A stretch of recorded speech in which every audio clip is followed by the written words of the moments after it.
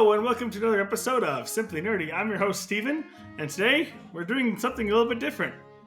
Because you all know the Simply Nerdy panel kind of has the same opinion when it comes to Pokemon games.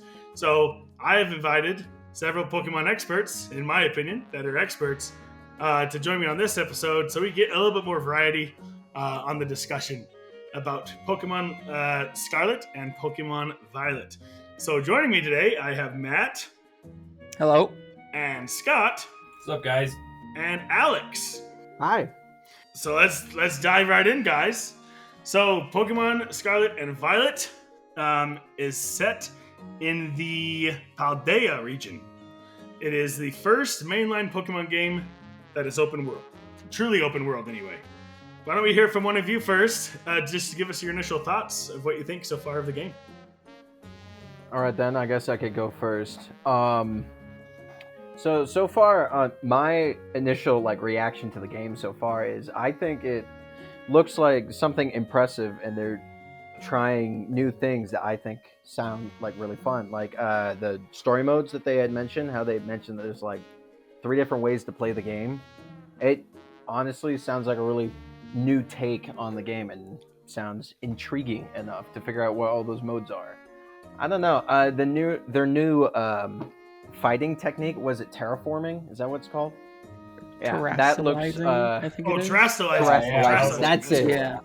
It seems interesting enough. A little confusing to me right now, but I'm pretty sure in the future I'd be able to understand how it works. Overall, seems like a very interesting game. Graphics do seem to be a bit of an improvement compared to Sword and Shield.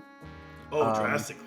But other than that, I also think it's really cool that if you do plan to follow the same storyline as all the other Pokemon games, that you can face the gyms out of order. I think that's really cool. That is way cool. I love that freedom that they give you in this. Truly feels open world at that point. And you heard it here first. Just kidding. Yeah, it's almost like Black and White 2. They did that with the Elite Four, but they never didn't do it with the gym leaders. So I think that's kind of a really cool idea that they decided to make it so you go to whichever gym. I really am kind of curious how they're going to do that, though. If all of the levels change with you or something, or they must have some sort of way that they do that, because previous generations do. At least from what I've seen on Reddit and a couple other places, a couple YouTubers and stuff, but it doesn't sound like there's actually any level scaling, which really? is kind of. I mean, I hope that they implement that when it comes through, but if there's no level scaling, it doesn't really matter that you can do them in any order, because if you go to, I don't know, the farthest gym you want and try to start with that one first, they're going to be ridiculously high. If you get your Pokemon up that high, then you can just stomp all the rest of them. It's a little... I really hope that there is something and they just haven't really mentioned it. But who knows? I mean, there could be something out there. But from what I've looked around and what I've seen, yeah, the general consensus is that there isn't a level scaling element right now. Or one thing that they might do is that instead of making it increasing of levels for each time, it could just be a flat level all around. It could just be all the gym leaders have level 50, and you'll just have to grind at the beginning in order to be able to get up there. Or, I don't know. It might meet somewhere a little higher. But even then, you kind of still have the similar problem, right? You'd get to level 50, and then you could wipe the floor with any gym, right? With that, too, you'd have to, with the three different paths, that they claim for the story, you kind of have to be forced into the other ones to scale your Pokemon. If you need to get up all the way to 50, I mean, based on prior games, that takes a little bit of time usually, and so you'd have to kind of do one of the two. I guess there is 2 other ones that you can kind of choose from, whatever those paths might actually end up being. But yeah, I don't know, it's an interesting thing that I've been keeping an eye on, and I do hope that there's something with that, or even with the other 2 modes, depending on what they are. Yeah, they're being very secretive with the other 2, because both story 2 and 3 hold many surprises and discoveries. So whatever that means. But I think Yeah. it's crazy cool that they're basically putting 3 Pokemon stories in one game. It's amazing they're not going to charge us $180 for the game. Just kidding. Yeah. It's only 60, okay, but you get all 3, so I think that's pretty sweet. But I do have to throw out there now that I do think Violet will be more popular than Scarlet, just because. Oh, because of the legendary thing. Uh-huh. Oh, Yeah. I'm so angry about it. It doesn't make any sense. Why give, what is it, Koraidon, I think it is? Koraidon, yeah. Or Koraidon? Why give him a wheel if he's never going to use it? That's what I put in my notes. I was That's exactly what 100%. I was 100% going to get Scarlet because I like it better, with the whole, it's like the primitive against the future kind of versions. But then I saw that and I'm like, especially because it sounds like you have the legendary a good portion of the game, at least that's what it, yes. And so like, you're gonna have the dumb Pokemon running around on his little chicken legs. And you have to watch that for hours. Yeah. Yeah. They're just trying to scale through this big map. It was terrible design. It was just so sad that got approved. I don't know. Sorry, no offense, guys. Yeah, like you could But keep you could've done the Violet one how it is. Like Yeah, that keep one them the works. same. Don't make them look the same then if they're not gonna work. The same. Agreed. Yeah. Agreed. And Violet, like you just said, Matt, like it actually uses its wheel, so it's fine.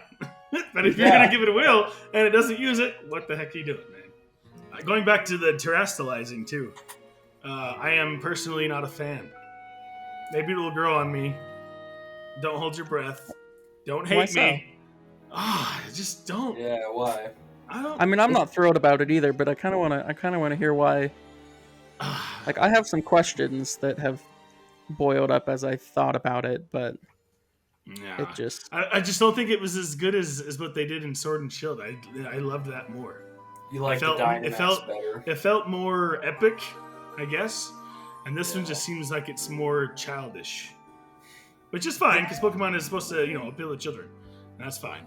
But I don't know, I just felt like if they would have been switched, maybe it would have been better. I don't know. Put the terrestrializing in Sword and Shield and give me the big epic, because this is the open world experience, right? This is the first title in the Pokemon series where it's open world and you can do whatever gym and whatever order you want, but then they're gonna make the special ability of the Pokemon be so weird. I don't know. They get Yeah, turn I don't know. sparkly. Like- I don't know about you. I guess you guys do like your shinies. Okay, I lied. I take it back.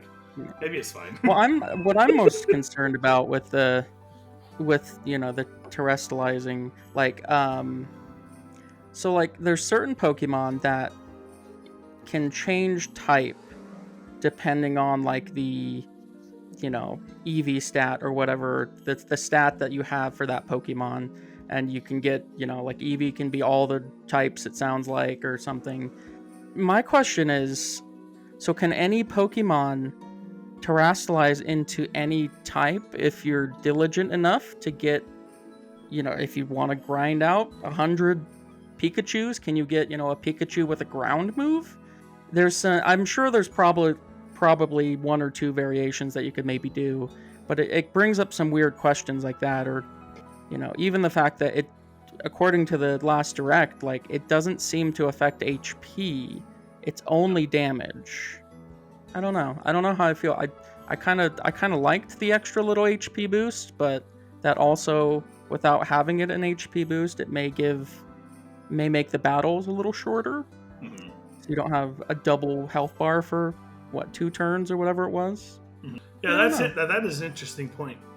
They didn't really go into a lot of detail on that, probably on purpose. But my impression, and this is just my impression that I got from watching the video, is that, like, for example, Pikachu would just be, I don't remember what type he was after he terrestrialized.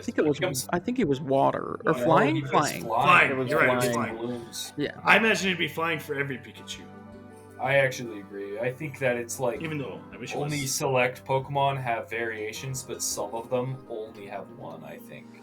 That would be my guess. That would make more sense, but then it's just kind of, then there's just going to be kind of the better Pokemon. Yes, Yeah. I agree. Because you have better, you just have a Yes. better one, and it's like Pikachu. Like, you know, if Pikachu is one of the ones that can do it, everyone's gonna Everyone's gonna have a want Pikachu. these Pokemons, and anyone that can't, that just normal their own type, like it's not worth having. I guess for like more of a competitive mindset rather than a casual.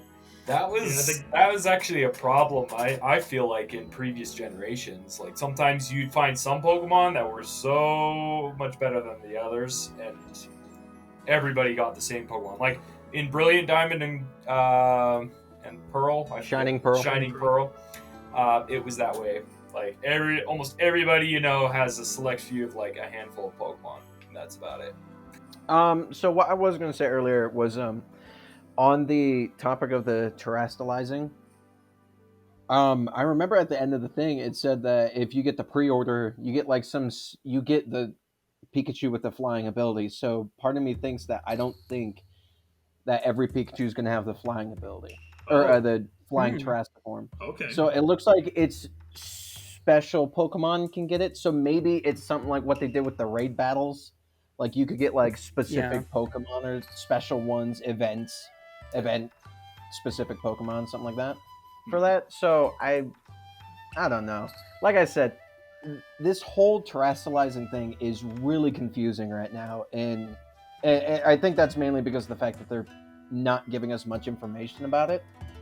But giving us more information about this, I don't know, this paint monkey in that video that came out like the other day. You guys see that? Yeah. With the graphite eye. Yes. I don't know what it's called. But like, I don't know. I mean, the mystery is cool and all. It's just right now, I don't know if they're going to get enough hype for the game if they're just not going to give us answers to questions. Mm-hmm. Yeah, that's fair. Oh, yeah. I do think that this terrestrializing thing, it is going to make each Pokemon a little bit more unique in the sense of every Pokemon can do it. Because with Mega Evolutions in previous generations, not everybody could Mega evolve. So this will, it sounded like they said every Pokemon will. Even though I actually agree with you guys, I think the design of it is really stupid. But like I do think in a sense, like competitive wise, like there's a lot more variety of what you could do. Because maybe some Pokemon it's better not to, or maybe like there could be a lot more variety there. Well, I'm gonna change the topic again, I suppose, and kind of get into what's getting me the most excited about this game, and that is the multiplayer. Because using the Union Circle, you can enjoy co-op play with up to 3 friends, and it's co-op play. You can catch Pokemon together, ride across the region together, and enjoy everything the region has to offer together. And that was by far my favorite part of Sword and Shield was the raid battles, and they are bringing those back just in the form of terrestrializing, but that's fine. Oh, but the raid battle system is so much better. Oh, you don't have to wait for your friends to do their. Like, it's awesome. Yeah, very, very reminiscent of like a Pokemon Go kind of idea, but like just take your turns. You don't have to wait, 2 minutes for every single person to choose what they want to do. Make a decision. Yeah, it took forever. But that's a great. They made some grand improvements to it for sure, Matt. That's a very good point. But yeah, multiplayer is gonna be phenomenal. I'm pumped for that aspect. But I go back to my original argument. I'm just worried that everyone's gonna get Violet and I won't be able to complete the Pokedex because no one will have Scarlet. Yeah, multiplayer is cool. Like I do wonder a little bit of like, it's an open world with this Union Circle. There seems to be places where you can enable the multiplayer. So I hope that the multiplayer can go kind of anywhere instead of something similar to like Sword and Shield, where it's just like one area that you could maybe do a multiplayer, and you have to keep changing areas and keep Union circling or whatnot. Like I hope that's not. I hope it is like they're saying, an open world experience. But with that one, I do wonder about kind of the multiplayer tethering. I mean, the Switch is not a terribly powerful device. No. I can't imagine they would let, each person go to a whole different town and be running a whole different storyline. They have to be tethered to some extent of like either the same area or something like that. No, So I I totally do agree wonder with how you. that's going to work. I totally agree with you. It's gonna have some kind of way to keep you together. I don't think it's gonna let you go wherever you want and still be I in the think same it world. it might be something similar to like what they did with Sword and Shield, but hopefully it's not as bad as the multiplayer or co-op from Sword and Shield. Because I remember trying to go online and it was just super laggy. It's Like it Nintendo, was bro. slow. That's fair. I would be able to run a mile faster than it, and I am way out of shape. But honestly, um, that's one thing I'm also hoping for this game that they might improve is the multiplayer or the co-op is a lot smoother. And then on top of that, I think they might keep the players in a specific area, like the wild area in Sword and Shield, where that's all you can do with co-op at least. That makes sense. Or like if like put like an invisible barrier or something around the playable area together or something like that.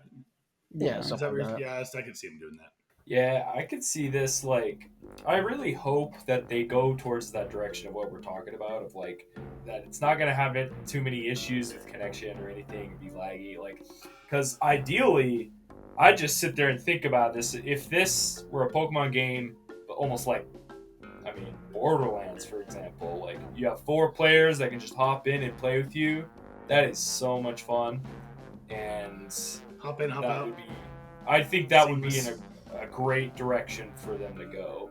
I think that was a great idea. Just hopefully that, yeah, like we said, I hope they don't make it to certain areas or they have the capacity to do it in the first place. So I mean, even with that, like, I'm just kind of thinking about it now. Like, unless there's specific areas, they'd have to gatekeep the players to some extent. If I come in with full level 60s, and I jump into Oh, Steven's you're right. game, where like he just started or something, like either it has to be like unique to each player, or there has to be some sort of gates of like level caps, or I guess gym badges, but that assumes you're going through the gym path. Yep, it's It'd really be funny you interesting. say that because that's probably a really likely scenario that's gonna happen. Does anyone have any concerns with the game? I have one concern. It's probably the same concern. At least I know it's one of the same concerns Anthony has. One of the things about Anthony and myself is we consider Pokemon Legends Arceus or Arceus is probably the best Pokemon game we've ever played. Simply because it gave you so much freedom. Catching a Pokemon I thought was incredible. I love the options they gave the player. You could battle to catch, or you could catch. You could attempt to catch. Some Pokemon you couldn't catch no matter how hard you tried without battling them first, and they did that on purpose, and I loved it. I felt like that balance was awesome. And it gave the players the options, which it's never a bad thing to give players more options. I know when they first announced these 2 titles that they said they were going back to what makes Pokemon so great, and that is to battle to catch. And that kind of turned Anthony's and my hype levels down a bit. Does that offend the traditional Pokemon player if there's an option to catch without battling, as well as an option to battle to catch? I mean, it just kind of depends, because I played the Legends. I also played Pokemon Eevee or Let's Go, which had the simplified throwing. I like Legends a lot more. I agree that it's definitely been a refreshing take on it, and it does seem like they're taking some things from hopefully what they learned, but Yeah, I agree. still, I don't know. It's an interesting kind of way. They're kind of just different. like I personally actually kind of agree in the sense of like, well, if there's more more ways to catch a Pokemon, I actually don't mind that at all.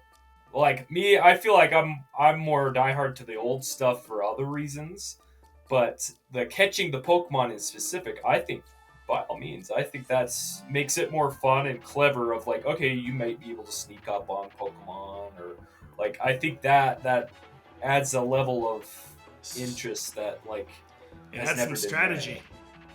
Yeah, That's and kind of what I like liked about it. and maybe certain Pokemon are easier to battle, versus some or might be easier to sneak up on or do whatever things. Or I think that could add a lot more variety and like more like creativity with the game. And I think, yeah, so I personally don't mind that at all. Honestly, I do have to say this about the game so far. I like with the way that they're going in the direction of Scarlet and Violet, but my fear is that it seems a little too much like Sword and Shield and not enough like what Arceus was. Because I do agree with you. I think Arceus is one of the most dynamic directions Pokemon has gone in to date, because just the way that you could catch. Also, I loved that it was so cool that you could see the battle from third-person point of view, and you could go all the way around the battle. Yes, That was actually interesting. I loved it. I never played the game, sadly, but from what I've heard, so many people just loved the different mechanics. I knew that they said that like it was a little slow at times, and sometimes the graphics just weren't the best. World design, it was a little but from the pluses that I've heard of that game, like it really did good. And so I only hope that Pokemon from now on does like this kind of mix of like what Pokemon used to be, with possibly a lot more Arceus, with like some of the different creative designs that they took for the creation of that game. And that would captivate Anthony and I for sure. That'd get Anthony and I 100% on board. Definitely. Whatever comes next. Yeah. I love that they are able to stay true to the originals, but also, like you said, like bring some nuance into the experience. And I think that's what they got to do, in my opinion. One little nitpick is they still can't get the rendering for the trees right, you know? They still can't get it. Like in the newer versions, you see the trees. Like we saw it, like I just watched the clip just earlier today of there were a little Pokemon in the tree, and I'm like, that tree does not look good. Scott, have you ever tried to design a tree? Just kidding. Just kidding. Yeah, if you saw that Grafai, whatever it is, like little snippet that came out like the other day or something, you'll see like the little monkey sitting on the log, and then you see like the monkey. It looks really good. CGI is great, or the computer design is awesome for the Pokemon. The movement's fluid. But then you look at the tree, and it's like blocky. It looks like it just got ripped straight out of Minecraft. And I'm just like, what is that? But I will say I really love the amount of detail they put into the characters, because like in like the teaser trailer for Scarlet and Violet that came out months ago, like you get a glimpse of like Aegislash or something like that, and it's like reflective, or no, it's like Magneton. Like it actually looks metallic and reflective. The light's bouncing off of it. Yeah. Like that looks good. But then the tree though, it's you can tell where they put their money. Tree. Yeah, it's like the tree specifically. Yeah, which is great. The Pokemon designs look fantastic, and the fighting mechanics look pretty good too. But it's the surroundings. It's like, I don't know. They still seem to fall a little flat. I remember when they said that about Breath of the Wild. The gaming community said about Breath of the Wild's trees, but which is better? Breath of the Wild's trees or these trees? Obviously, the Breath of the Wild trees. No, I mean, the only other nitpicks I have with the game is that I personally think that some of the Pokemon designs are getting a little sloppy. Well then, Sky, if that really is the case, you like Gen 5, and I know there's a lot of people that really like that generation. Let's just talk about some of the Pokemon designs in it, shall we? You gotta talk trash about bag that evolves into a bigger trash bag. Okay. And then we got an ice cream cone that turns into a double scoop. That turns into a triple scoop. Was it Trubbish? Trubbish. I will defend Trubbish. It's literally the same thing. And then Lepard, whatever it is, it's just a generic looking cat from Unova. Like there's no design in it at all. I do feel like 5. It's the 5th generation is when Pokemon started to go downhill, in my opinion. Matt, you got anything else? No, not really. I mean, not more than what I've said. I really hope they, like I mentioned at the beginning, I hope they put some sort of level scaling in and just it makes it more of a dynamic game. It just feels better if you don't have to worry about, yeah, because then you can go any zone, you can go anywhere you want, you can go to any gym, any city. Like, I guess, yeah, the only other problem that I have kind of with going to any gym, most of the Pokemon games, excluding Legends of Arceus, just because that's different, but all the rest of them kind of had a story and a progression. I do wonder if these towns, are going to be something like Sword and Shield, where they're just these hollow, like, ghosts of a town. But other than that, yeah, the level scaling, hope they fix that. I can deal with the rest. Yeah. I totally agree with you. All right, now let's hear it with everyone. What version are you getting? I mean, I'm still gonna probably get Scarlet, even though the legendary is dumb. I think I'm not entirely sure, if I'm being honest. I don't know if I have a huge preference between the two legendaries. I mean, the one that runs instead of rides is a little like okay, but I don't know if that would be a real game changer for me, in the sense of I'd have to look at if there are more like regional exclusive Pokemon. Because there could be, like, I know in every region they have like a handful that vary, that are one region will have, or one of the games will have a group and the other group will have another. So I personally think I'd have to look into that a little more and see.